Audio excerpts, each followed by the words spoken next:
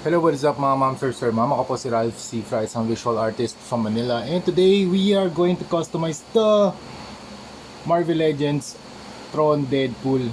Marvel Legends yung body nito. Actually, Deadpool din yung body. Pero yung head niya, Snake Eyes. Ngayon, ang gagawin natin dito, magdadagdag tayo ng head ni Deadpool. Thank you very much, client, for this opportunity na makapag-customize ng isang Tron na Deadpool. Concept niya to, and also siya rin provide ng mga accessories, pati yung mga circular accessories for the Tron concept na custom. Kaya yun, gagawin na natin. So, naka-prime na to ng black. And magda-dry brush tayo using gunmetal gray from Vallejo. Yan. Yung primer pala na ginamit ko dito, Bosny flat black. Tapos ito, dry brush natin ng gunmetal. Yan, para lumabas yung konting details niya. Okay?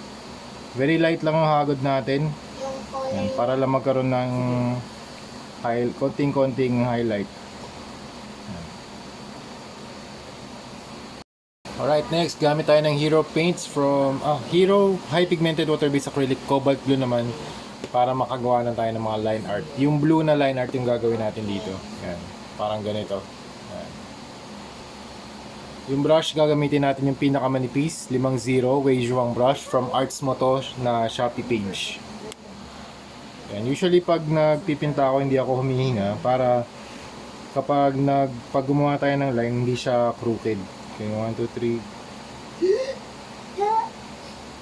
Yan. Okay. Gawin natin sa lahat ng lines para ma-replicate natin itong sa Tron. Good lang. Ito, light turquoise. Next na kulay natin. Tapos na tayo mag-line art dito sa kay Deadpool. Medyo dark yung blue kasi nga cobalt blue. Tsaka yung base kasi natin black. So usually pag base coat tayo or gumawa tayo ng design or magpaint tayo ng pintura over black primer, mas nagiging dark siya. Ang next na kulay na apply natin ito. Light turquoise naman. Okay, dito sa may top na part gagawa tayo ng highlights. Okay.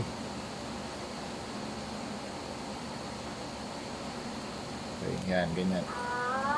Alright, next, mag-apply naman tayo ng Hero Water-Based Acrylic Warm Red naman for the red lines.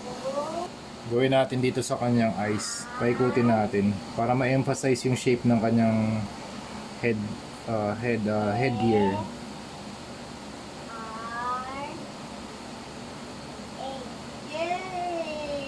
Good job! Alright, next mag-add tayo ng white dun sa red para maka-apply tayo ng highlights dito sa mga red lines.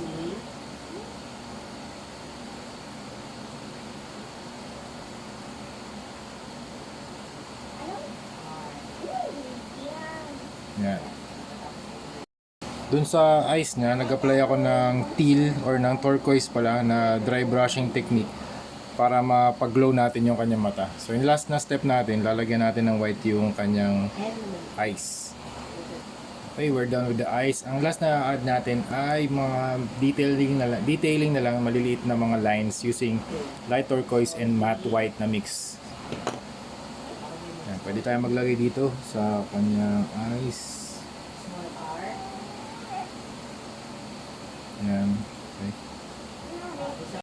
So yun mga ma'am sir, tapos na tayo. Tinanggal ko na yung ulo ni Snake Eyes and then pinalit na natin dito sa body na kinostomize natin few months ago. And zoom out tayo onte.